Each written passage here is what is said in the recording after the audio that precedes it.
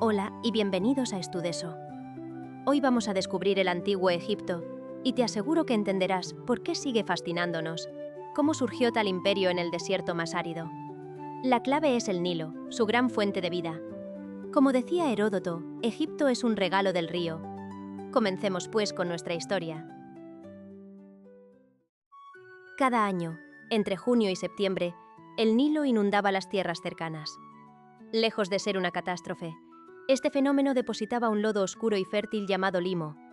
Los egipcios llamaban a su hogar Kemet, que significa tierra negra, para diferenciarla del desierto rojizo. Desde el año 3100 a.C., aprendieron a dominar esta fuerza con diques y canales. ¿Cómo organizaban entonces su vida entera? Lo hacían mediante 3 estaciones: inundación, siembra y cosecha. Era un ciclo perfecto que garantizaba comida para todos. Para regar los cultivos más alejados usaban el saduf. Este ingenioso invento era una palanca con un contrapeso que permitía elevar el agua sin apenas esfuerzo. Los registros antiguos describen este sistema como la base de su riqueza.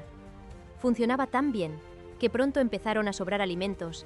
Este excedente de grano no solo servía para comerciar con otros pueblos, también permitió que el faraón alimentara a miles de obreros y soldados, creando un estado unido y poderoso. Imagina que una sola persona tiene el control total sobre tu vida, tus tierras y hasta tus creencias. En Egipto, esa figura era el faraón. No era solo un político poderoso, sino un dios viviente que servía de puente entre el cielo y la tierra. Su misión principal era mantener la Ma'at. Este concepto representaba el orden cósmico y la justicia. Si el faraón era justo, el mundo funcionaba correctamente.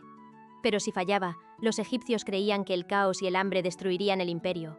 ¿Cómo podías reconocerlo? Siempre llevaba símbolos de su autoridad. El nemes era ese famoso pañuelo de rayas que cubría su cabeza. En sus manos solía portar el cetro para guiar al pueblo y el látigo para imponer disciplina. Era el dueño absoluto de todo lo que alcanzaba la vista. Sin embargo, gobernar un territorio tan grande requería ayuda. Para gestionar los impuestos y las leyes, contaba con los visires. Estos funcionarios eran su mano derecha y supervisaban a miles de escribas. Así, el faraón aseguraba que su voluntad se cumpliera en cada rincón del Nilo. Gracias a esta organización, Egipto se convirtió en el estado más centralizado del mundo antiguo. Debajo de la figura del faraón, la sociedad se organizaba como una pirámide rígida pero eficiente. En la cima estaban los nobles y sacerdotes. Ellos no solo se encargaban de los rituales, sino que administraban las inmensas riquezas de los templos. Sin embargo, el verdadero motor de la burocracia eran los escribas. ¿Sabías que eran de los pocos que sabían leer y escribir? Su capacidad para calcular impuestos y registrar cosechas los convertía en una élite intelectual muy respetada. Un escalón más abajo encontrábamos a los artesanos y comerciantes, quienes daban vida a las ciudades con su ingenio. Pero la verdadera base, el 90% de la población, eran los campesinos. Su vida era dura y dependía totalmente de las estaciones del Nilo. A pesar de su esfuerzo, no eran esclavos y tenían derechos legales. Un detalle que suele sorprender es el papel de la mujer. A diferencia de otras culturas antiguas, las egipcias podían heredar propiedades, gestionar negocios e incluso pedir el divorcio. Gozaban de una autonomía legal que tardaría milenios en volver a verse. Esta estructura permitía que el imperio funcionara como un reloj perfectamente engrasado, mientras todos trabajaban con la mirada puesta en el más allá. Para los egipcios, la muerte no era el final de todo. Era el inicio de un viaje hacia la eternidad. Su religión era politeísta, por lo que adoraban a cientos de dioses. Ra, el dios del sol, gobernaba el cielo. Mientras tanto, Osiris reinaba en el inframundo junto a su esposa Isis. Para alcanzar la vida eterna, tu fuerza vital o Ka debía reconocer tu cuerpo. ¿Cómo podías evitar que el cadáver se pudriera? La solución fue la momificación. Este proceso técnico y sagrado duraba 70 días. Los sacerdotes trataban el cuerpo con sales y lo envolvían en vendas de lino. Sin embargo, conservar el cuerpo era solo la mitad del trabajo. También debía superar el juicio de Osiris.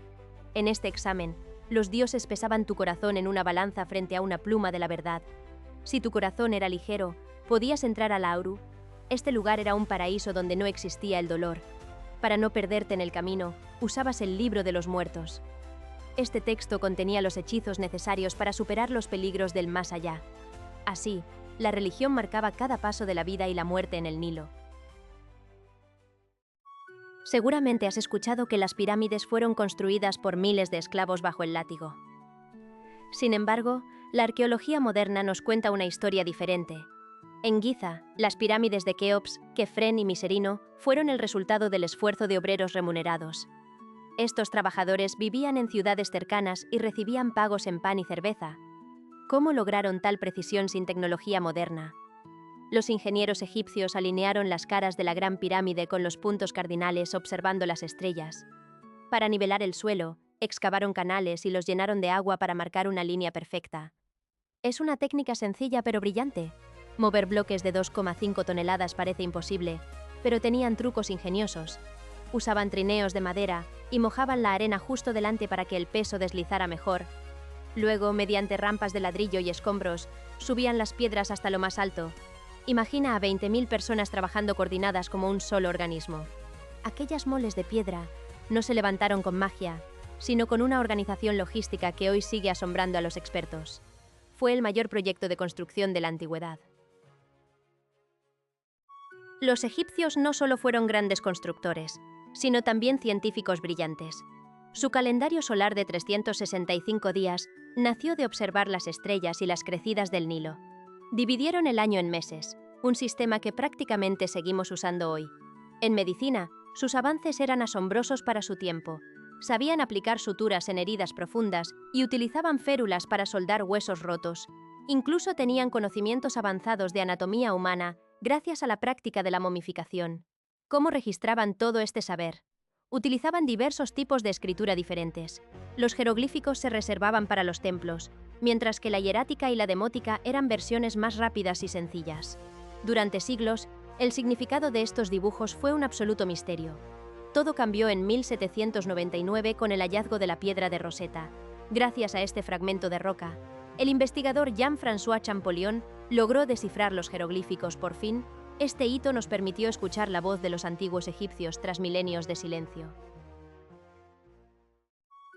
Para comprender cómo Egipto se mantuvo en pie durante 3.000 años, debemos dividir su historia en 3 grandes etapas de esplendor. Todo comenzó con el Imperio Antiguo, entre los años 2686 y 2181 a.C. Fue la época donde el poder del faraón era indiscutible y se levantaron las pirámides que ya hemos analizado. Tras un periodo de inestabilidad, surgió el Imperio Medio. En esta etapa, Egipto vivió un renacimiento cultural y literario sin precedentes. ¿Cómo lograron recuperarse? Gracias a una unificación política que trajo paz y permitió que el comercio floreciera de nuevo. Pero la verdadera era de los grandes conquistadores fue el Imperio Nuevo. Aquí, el país se convirtió en una superpotencia militar. Figuras como Tutmosis III expandieron las fronteras al máximo, mientras que Ramsés II llenó el valle del Nilo con templos colosales como el de Luxor. Fue el momento de mayor riqueza y gloria del imperio. Finalmente, el cansancio y las invasiones extranjeras debilitaron al Estado. Tras la etapa de los faraones griegos, la llegada de los romanos convirtió a Egipto en una provincia más. Así terminaba la civilización más fascinante de la antigüedad, pero su legado ya era eterno. El legado de Egipto va mucho más allá de sus templos y tumbas. Ellos crearon la primera gran administración estatal de la historia.